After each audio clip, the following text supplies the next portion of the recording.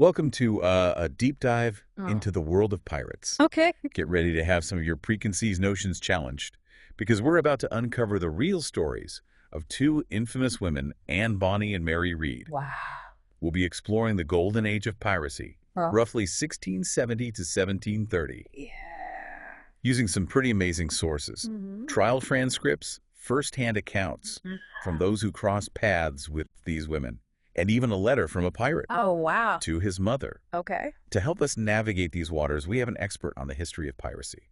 It's exciting to get beyond the Hollywood version of pirates, wouldn't you say? Absolutely. Really? Now, before we get into the lives of Anne and Mary, let's address some common pirate myths. Yeah. The whole buried treasure, eye patches, women as bad luck on ships, Right. that sort of thing. Those myths are surprisingly persistent. Yeah. Take buried treasure, for example. Pirates rarely buried their loot. They were more focused on goods they could quickly sell or use themselves. The idea of a pirate burying a treasure chest and drawing a map is largely a product of fiction. So no X marks the spot. Yeah, That's a bit of a letdown, but it makes sense. Pirates were pragmatic, weren't they? exactly. They were in it for the profit, not for the romanticism. Mm-hmm. What about eye patches? Yeah. Did you ever think they were for seeing in the dark? I have to admit, I did fall for that one as a kid. But I'm guessing there's a more practical explanation. You're right. Yeah. That myth was popularized by stories like Treasure Island. Pirates were more likely to use eyeliner, specifically kohl, as Iron. sun protection. Wow. An eye patch might have been used for an injury, Yeah. but not for enhanced night vision. So ditch the eye patch and pass the eyeliner. Right. Now, this next myth is a bit trickier. Okay. The idea that women on ships were bad luck. Was that a widespread belief back then? Not really. That notion comes more from societal views about women and their place in a male-dominated world like seafaring. The myths of sirens and mermaids luring sailors to their doom didn't help matters either. Okay, myths busted. Right. Now let's get into the reality of pirate life. Mm-hmm. What was it like aboard those ships? Life at sea was harsh, Yeah. full of danger and disease. But what you might find surprising is that pirate society was, in some ways, surprisingly egalitarian. They operated under a pirate code Okay. that dictated equal shares of the loot compensation for injuries Mm-hmm. and even democratic decision-making. Democratic decision-making Mm-hmm. on a pirate ship. That's unexpected. It's true. Yeah. They could even vote out their captain if they were unhappy with his leadership. Wow. Imagine that level of autonomy in the 1700s. It does make you wonder if some pirates were drawn to that sense of freedom and equality, doesn't it? Yeah. You mentioned earlier a letter from a pirate to his mother. Yeah. What does that tell us about the human side of these individuals? This letter is incredibly poignant. Yeah. It was written by a young man who was about to be hanged for piracy.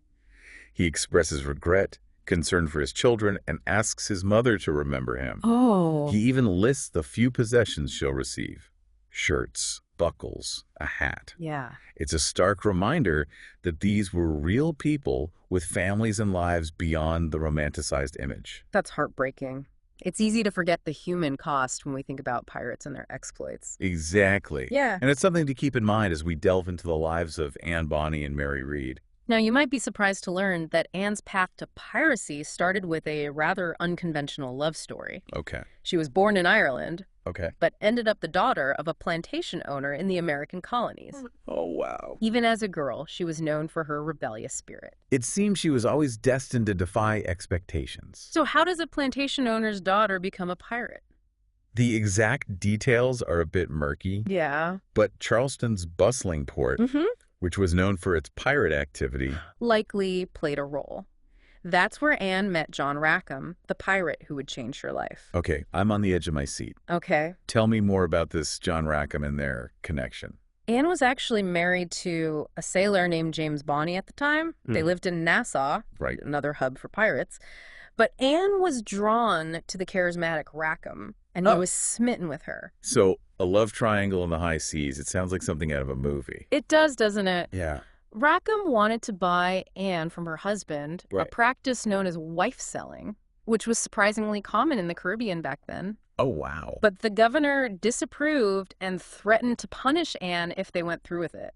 Oh, So Anne and Rackham decided to take matters into their own hands. great. In August of 1720, under the cover of darkness, they stole a ship renamed it Revenge, Wow. and sailed away together. What a daring escape. They were clearly not a couple to be trifled with. That's for sure. And that's where Mary Read enters the picture. Now, Mary's early life is much more of a mystery compared to Anne's. Yeah. What do we know about her before she joined the crew? Unfortunately, not a lot. No. We believe she may have spent some time disguised as a man before becoming a pirate, Wow. perhaps out of necessity. Yeah. But once she joined Rackham's crew, their paths intertwined, and together they created a legend. We've all seen those images of Anne and Mary dressed as men. But you mentioned earlier that they wore women's clothing as well. Can you clear that up for us? The idea that they were always disguised as men is another myth. Oh, They wore men's clothes for practicality in battle, Oh, okay. but otherwise donned women's attire. So they were strategic about their presentation, switching between masculine and feminine depending on the situation. That's fascinating. What about their fighting style? Were they as fierce as the legends claim? Absolutely. Eyewitness accounts describe them fighting with incredible ferocity, surpassing many of the men in their ruthlessness. Wow. They wielded cutlasses and pistols with deadly skill. That's a powerful image. Yeah. It really challenges our preconceived notions about these women. Can you give us a specific example? What would it have been like to encounter them during a raid? Imagine this. Okay. A ship is boarded by Rackham's crew. Amongst them are two women, hair flying, wielding weapons with incredible skill Oh, wow. and showing no mercy. Yeah. A terrifying sight, I'm sure. They definitely knew how to make an entrance. Yeah. But they also used some unusual psychological tactics, right? Something about nudity. Ah, yes.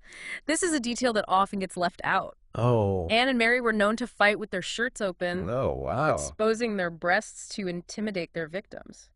That's a bit shocking, but it does make sense in a strange way. It was a tactic used by other pirates as well. Oh. It speaks to their understanding of the power of fear and disruption. So this period at sea with Rackham, August to October 1720, it was relatively short. Yeah. But it seems like it was packed with action. What were some of their most notable exploits during that time? During those 2 months, they captured 2 major ships laden with valuable goods, as well as numerous smaller vessels. So they were quite successful, at least for a while. They were, Yeah. but one incident in particular reveals their ruthlessness. They captured a ship carrying a woman named Dorothy Thomas. Okay. Anne and Mary wanted her killed, Wow. believing she was a threat. So even though they were known for their courage, they could also be ruthless when they felt threatened.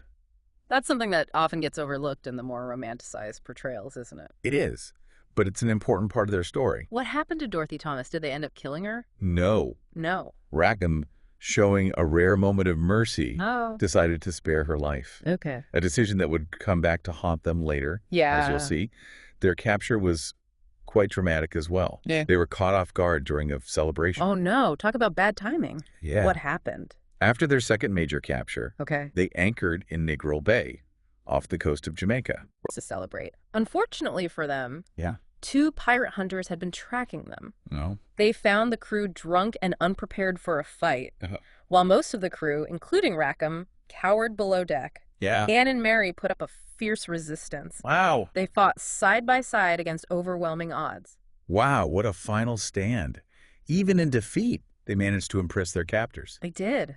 The pirate hunter, Captain Barnett, later remarked on their courage and fighting prowess. Yeah. They might have been captured, but But- they went down fighting, which only added to their notoriety. So they're captured, thrown in prison, and put on trial. Mm-hmm. What was the verdict, and how did they manage to avoid immediate execution? The trial was a spectacle. Oh, wow. Despite overwhelming evidence, Anne and Mary pleaded not guilty, which was a common tactic amongst pirates. Yeah. They were, of course, found guilty and sentenced to death. Oh. But then, during the trial, both women revealed they were pregnant. Pregnant? That's quite a twist. How Yeah. is that even possible given their lifestyle? It might seem surprising, Yeah. but pregnancy was a complex issue in the 18th century. Yeah. There was no reliable way to prevent it. So they were pregnant. What happened next? Did that save them from the gallows? Yes, they both requested a stay of execution, No. a legal delay granted to pregnant women until after they gave birth. Yeah. This wasn't unusual. Most women sentenced to death weren't actually executed. Uh, They might languish in prison for years Yes. or be sentenced to transportation or indentured servitude. so their fate was uncertain. Yeah. What ultimately happened to them? What? Did they ever escape their sentences? Sadly, Mary Read died in prison in April 1721, likely from typhus, childbirth complications, or a combination of both. Huh? Oh, Anne's fate, however, remained a mystery for centuries. wow. For a long time, it was assumed that she was released and returned to her father in the Carolinas. Okay. However, a recent discovery has cast doubt on that theory. Okay, now things are really getting interesting. What was discovered? In 2020, a researcher uncovered death records for St. Catherine's Parish in Jamaica, where the trial took place. Right. He found Mary Read's death record, confirming the historical account. Yeah. But he also found a record for an Anne Bonny who died in 1731.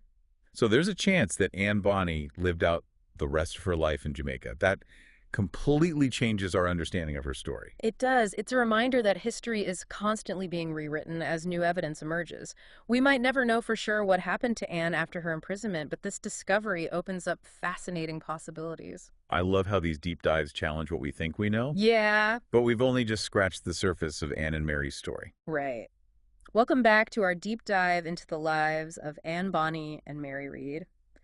We left off pondering the mystery of Anne's fate and the possibility that she lived much longer than we previously thought. It's incredible to think that new evidence is still emerging centuries later. I know. But even without that recent discovery, Anne and Mary achieved legendary status, despite their relatively short careers.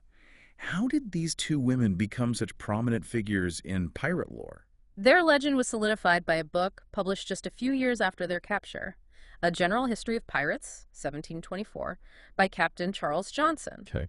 Now, even back then, pirate stories were often embellished to make them more entertaining for the public. So fake news isn't a new phenomenon. But how did this book in particular shape our perception of Anne and Mary? What's fascinating is that Johnson dedicated entire chapters to both women, crafting detailed, though largely fictionalized, accounts of their lives. He even invented a scene where Anne, leaving Mary to be a man, falls for her, only to be disappointed when she discovers her true gender. He made that up. So the notion of their supposed lesbian relationship originated from this book. Precisely. While entertaining, Johnson's book muddied the waters of historical accuracy. It was through his lens that the myth of Mary Read, constantly disguising herself as a man, took hold. And that fictionalized element has persisted for centuries, influencing countless books, movies, and even video games. Yes, it has. So while we can't definitively say they weren't romantically involved, Right. it's crucial to acknowledge that the evidence is based more on speculation and creative license than historical fact. Exactly. And the absence of evidence is not evidence of absence, especially when dealing with societal taboos of the past. We need to be cautious about imposing modern interpretations onto historical figures without solid evidence. It's a good reminder that we can't rewrite history to fit our own narratives. We need to engage with the past honestly and critically. How can we separate fact from fiction when it comes to historical figures, especially those shrouded in myth and legend? It's a challenge, for sure. But that's what makes studying history so rewarding. Yeah. We're not just learning facts, but we're also learning to think critically about the information we come across. It's like being a detective, piecing together clues Yeah. and trying to understand the context of the time. Precisely. And we're also reminded that history is a conversation, a continuous process of discovery and reevaluation as new evidence comes to light. It makes you wonder what other hidden truths are still waiting to be uncovered. But before we wrap up our deep dive into the lives of these fascinating women, let's talk about their legacy. How have they continued to capture our imaginations centuries later? Anne and Mary represent a challenge to traditional narratives. They remind us that women have always played a more complex and dynamic role in history than they're often given credit for. They were rebels, Yes. adventurers, and fighters who defied expectations and created their own path in a world that tried to restrict them. It's no wonder they continue to inspire us today. Their story is a testament to the enduring power of human resilience and the courage to break free from societal constraints. Yeah. Even with the embellishments and fictionalizations, their story resonates because it speaks to our own desires for freedom, adventure, and the ability to define ourselves on our own terms. They embody that spirit of adventure that's so deeply ingrained in our cultural imagination. And their story reminds us that history is full of surprises, hidden truths, and the potential for new discoveries. Even figures we think we know well can reveal unexpected depths when we delve deeper into their lives and the context of their times. Speaking of unexpected depths, we still have more to uncover. Stay tuned for part 3 of our deep dive, where we'll explore the broader world of piracy, its impact on the American colonies, and the lasting legacy of these women who dared to sail against the tide. Welcome back to our deep dive into the world of pirates. We've explored the captivating lives of Anne Bonny and Mary Read, but now we're going to zoom out and look at the bigger picture. Okay. We're going to explore the broader impact of piracy, especially its influence on the development of the American colonies. That's right. Pirates and the birth of America, that's not a connection you hear about every day. It's a fascinating and often overlooked aspect of history. You see, Hmm. piracy wasn't just about plunder and adventure. It was deeply intertwined with the political and economic landscape of the 17th and 18th centuries. So how did pirates factor into the American colonies' struggle for independence? Well, remember that the American colonies were largely self-governing, with their own laws and courts. Right. They handled pirates in their own way. Okay. But as Britain tightened its control over the colonies, Yeah. seeking to exert more power and extract more wealth, Right. things began to shift. I'm guessing the British Crown wasn't too happy about the colonies' lenient approach to piracy. Yeah. After all, pirates were essentially stealing from the empire. Exactly.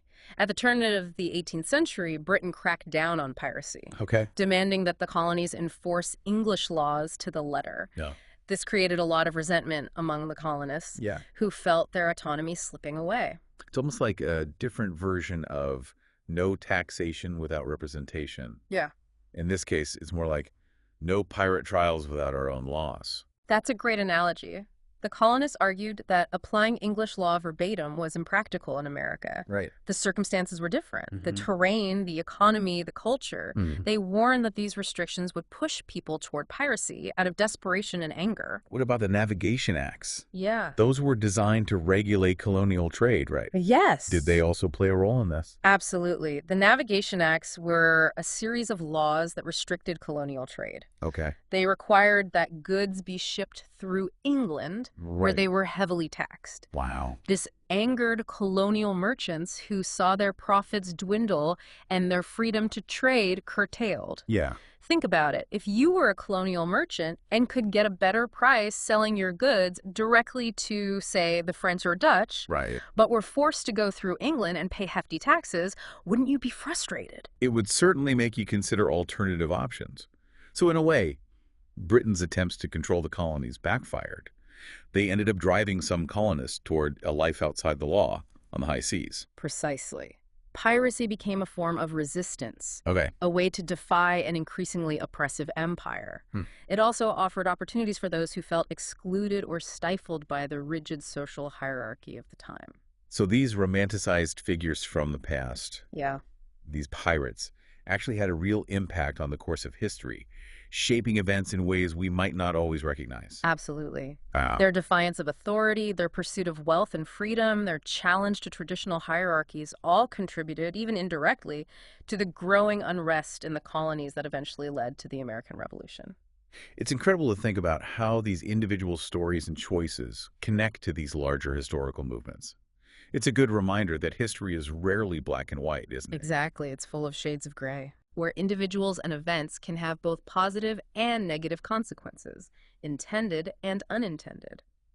Just as we saw with Anne Bonny and Mary Read, what we know about history is always evolving as new evidence emerges, and we re-examine the past with fresh perspectives. It's a continuous process of discovery and interpretation. That's right. Who knows what other hidden connections and surprising truths are waiting to be unearthed? That's the beauty of history, isn't it? It's not just about memorizing dates and facts. It's about exploring the human stories, the complexities, and the enduring questions that have shaped our world. So as we conclude our deep dive into the world of pirates, Okay. what is one thing you hope our listener takes away from all of this? I'd say this. The next time you encounter a historical narrative, Hmm. whether it's about pirates, explorers, or revolutionaries, Right. don't just accept it at face value. Dig deeper, question assumptions, and consider multiple perspectives. You might be surprised by what you discover. Great advice. And remember, the adventure doesn't end here. There's a whole world of history out there waiting to be explored.